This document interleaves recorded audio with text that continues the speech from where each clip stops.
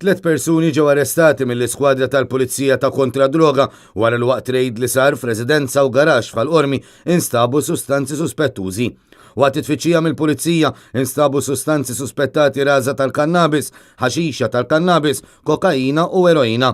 Waqt it-tfittxija instabu wkoll ammont ta' flus kontanti, armi u affarijiet oħrajn relatati mal-abbuż u traffikar ta' droga fosthom miżien elettroniku u boros fost l-oħrajn.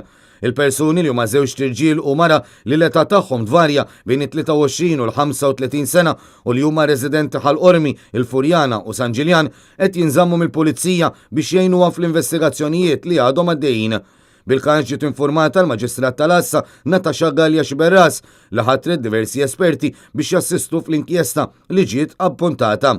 U aktar tard matul il-lejl il-Pulizija mill-iskwadra ta' kontra droga wetqet numru ta' spezzjonijiet f'Panċevil li waslu għall-arrest ta' 3 persuni oħra.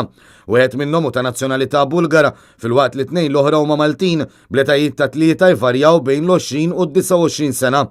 It-3 persuni li nqabdu f'Panċevil kellhom fil-possess tagħhom sustanzi suspettati ecstasy, kokaina u kannabis u kollox les biex jiġi traffikat. Anke dwar dan il-każ l-investigazzjonijiet għadhom għaddejjin.